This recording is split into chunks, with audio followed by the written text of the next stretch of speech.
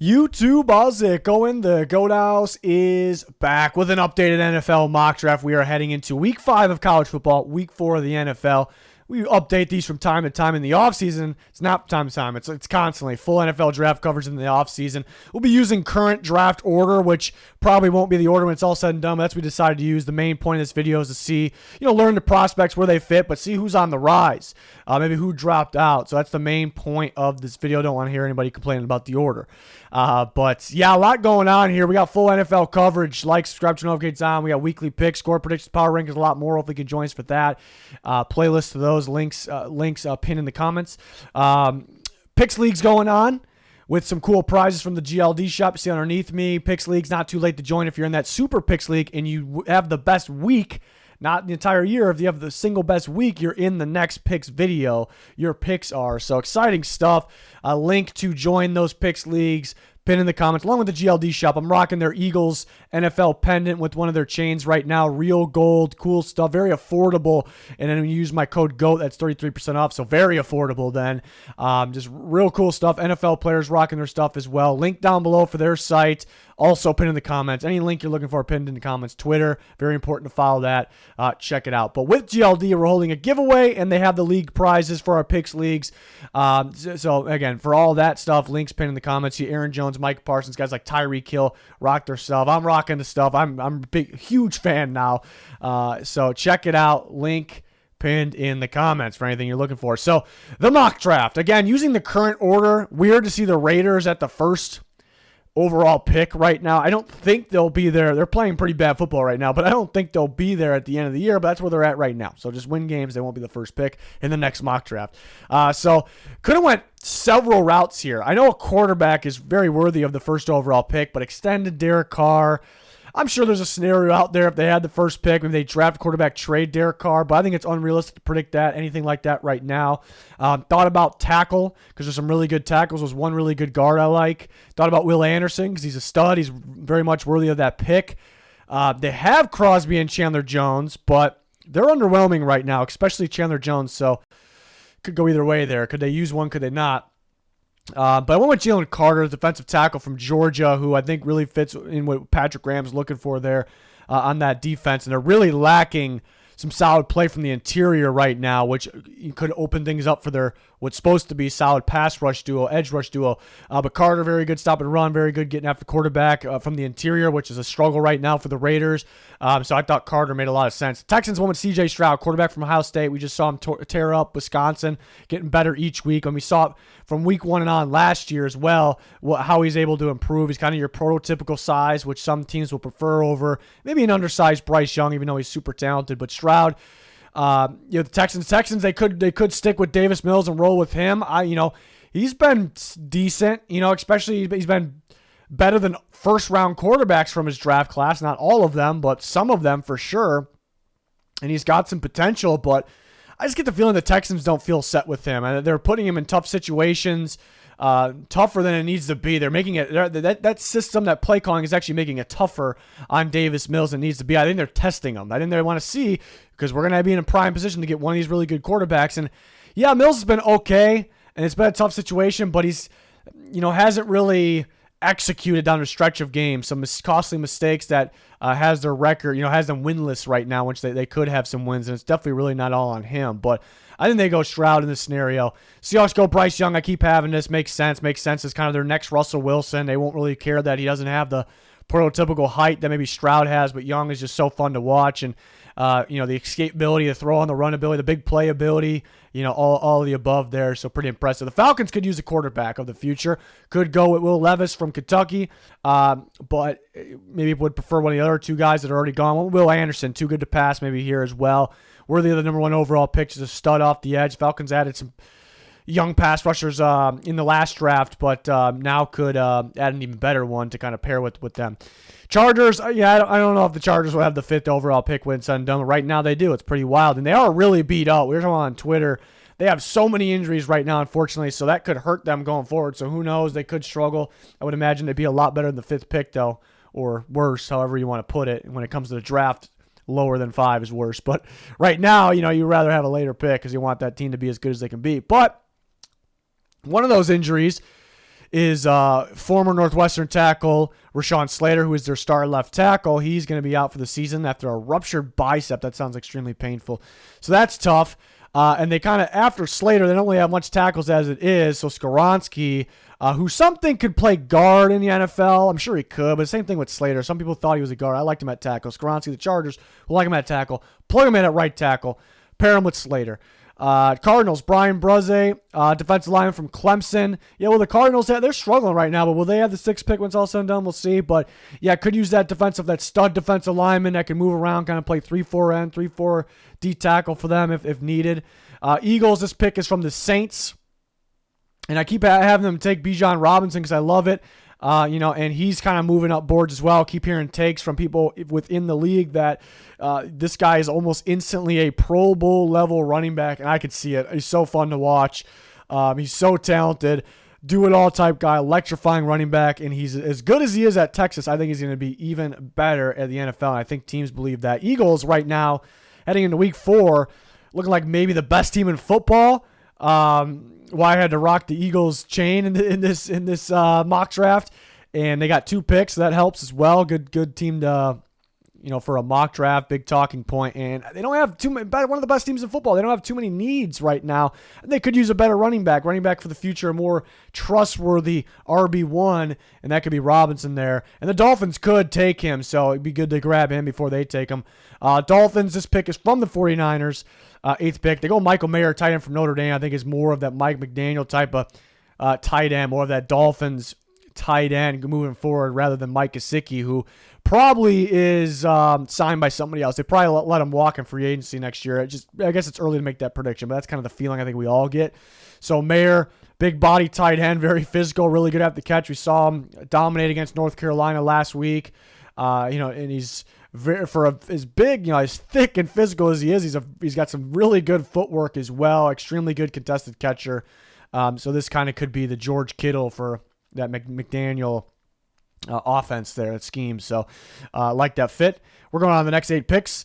Panthers go Will Levis, quarterback from Kentucky, who has a lot of upsides. Another guy that I'm going to say he's definitely going to be better in the NFL than where he's at in college. Offensive line struggles, doesn't help him out much from Kentucky. A lot of underneath throws. He's got that arm talent to take that next step up, be even bigger, at the NFL level. And the Panthers, they could stick with Baker very much, but looking out for that quarterback of the future, there's one worthy of this 9th overall pick. Got a ton of upside, ton of potential. So the Panthers go that route. Titans go Paris Johnson Jr., the offensive lineman, will play tackle for them from Ohio State. Taylor Lewan out for season, unfortunately. He's got one more year on his deal, but none of it's guaranteed. They're going to cut him. I can make that prediction right now. It is early, but and they're going to need another tackle. They have an Ohio State tackle who they like, Nicholas Petit-Frere. So they're going to add another one here in this scenario and take Paris Johnson Jr. I thought about receiver as well, but I like them going for a lineman. Their line was pretty stout, pretty good for a bit there, and now it's kind of going downhill, so they got to retool it up.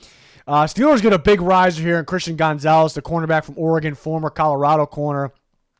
He's a stud, freak athlete, very lengthy, physical, sticky in coverage. He's been locked down for Oregon. Teams, throwing away from him there because they know he's locking it down. They don't want to turn the ball over, throw it to his side. So the Steelers, a little thin at the cornerback position. Could use a lineman here too. They're kind of insisting on their guys though. That's kind of how they are. But maybe they could grab one. But I think they get that corner that they need. So they grab the big riser in the Oregon corner here, 11th overall.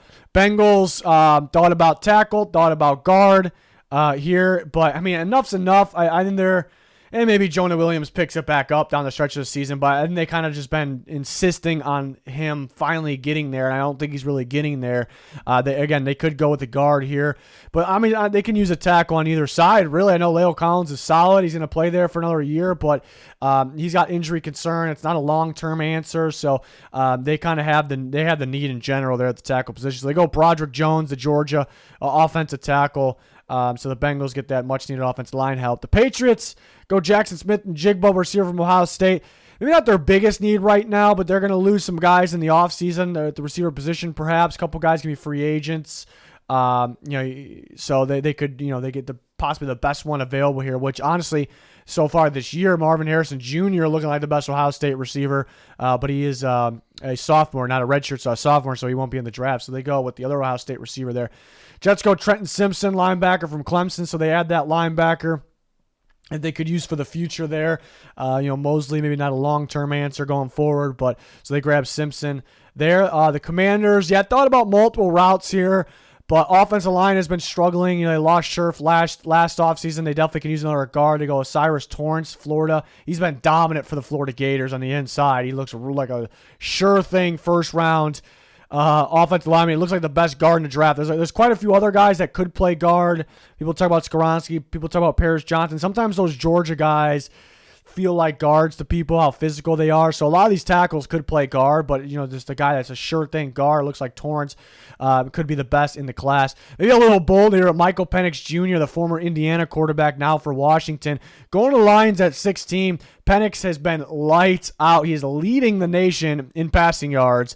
Think about that for a Washington Huskies quarterback and the struggles they had recently. Like, they've kind of been limited to just small ball underneath, a lot of running the ball. And they had Michael Penix, who was kind of like, he was very, very good playmaker, but even at Indiana, he's like, yeah, he's a solid passer, but is he a run-first guy? Is he a guy that wants to scramble? And he looks even better than where he was there. He's just throwing all over teams. That Michigan State game 2 weeks ago was ridiculous. He was making some NFL throws to the sideline. See the velocity on the ball. See the athleticism.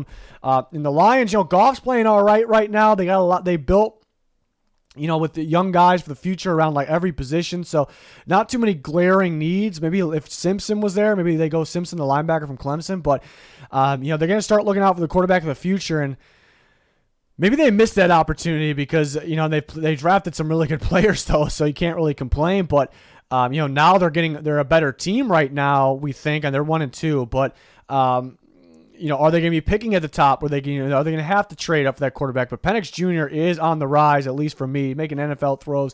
He's very impressive and really turned that Huskies offense around like big time. So very impressive there. And other quarterbacks dropping out. Anthony Richardson, to me, I did not include. He has a lot of upside as an NFL quarterback.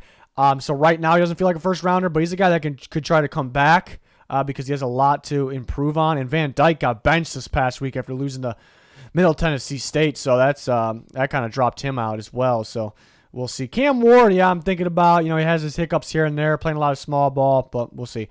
Colts grabbing offensive lineman Alu Fashanu, a big riser, the tackle from Penn State, which the Colts offensive line has been pretty disappointing. I mean, they're set with Braden Smith on the right side. Nothing is set on the left. I know they drafted Bernard Ryman, but nothing is set with that. They drafted in the third round.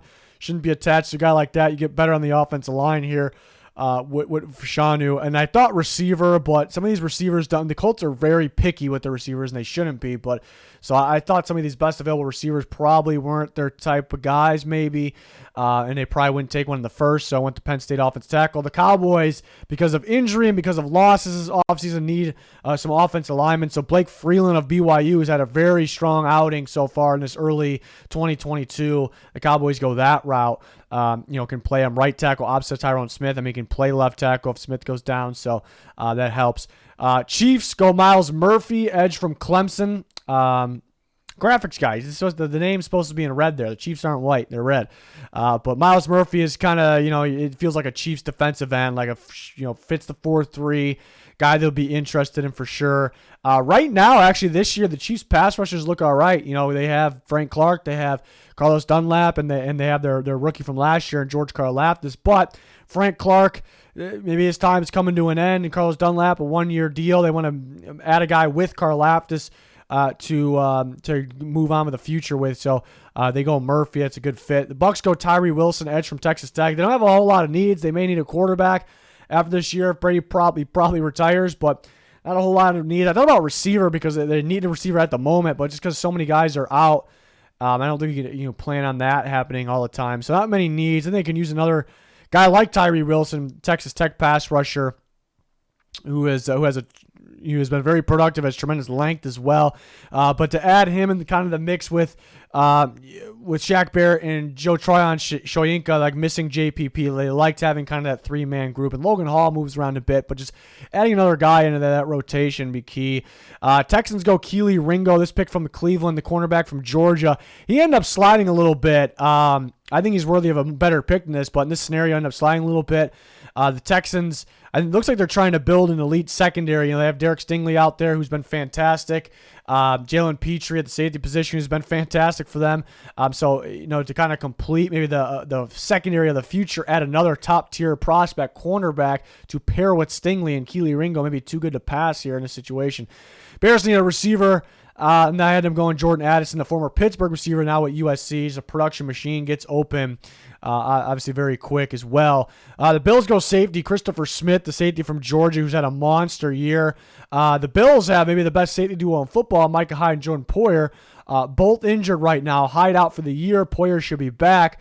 Poyer, they didn't extend, and they tweaked his contract a little bit. It's just like it almost tells me like they don't really want to extend him, which is a little odd. Maybe they do it in the offseason, but they could use that other safety, for the future there, and that'd be Christopher Smith. And they don't have a whole lot of giant needs. I don't know about receiver. They could use another receiver. Because if they had another big time one in there, that offense could be even more scary there. Packers, I want a receiver. They don't take receivers in the first, but Charlie Jones, who's had a monster early season here in college football from Purdue, it feels like a Packers receiver. It feels like an Aaron Rodgers type receiver there. He's been fantastic for Purdue, and they've had a receiver every year, it seems like, stepping up. But he's up there in production, receiving yards for this year, and he's really good body control, really good attacking the ball, really good hands. So that's a sneaky, very generic name to look out for here, and it just felt like a Packers receiver to me. So we'll see, but if they finally take one in the first round, but it's early to say, but I just like the fit there. And then we got the Seahawks, who could use a number of things. I want Javon Dexter, who's been a monster this early portion of the season for the Florida Gators. Very good interior defensive lineman, can stop the run, can get after the quarterback from the interior. So good value here. Ravens get their pass rusher. Jared Verse has been a guy that's been outstanding in this early portion of the season for Florida State. Transfer from Albany, but I like his length. I like his explosiveness, his athleticism, the ability to get after the quarterback and knows how to use that length. A lot of upside there with him. So a lot of upside. Ravens could use that pass rusher out there. Vikings grab a corner, Joey Porter Jr., cornerback from Penn State. Who's been very good so far this early season.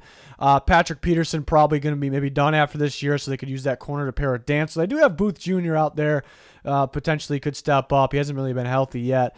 Thought about receiver for them too, because they could use another one. Maybe Thielen's declining, but then I look at this past week. Thielen had a pretty good game, and KJ Osborne had a pretty good game.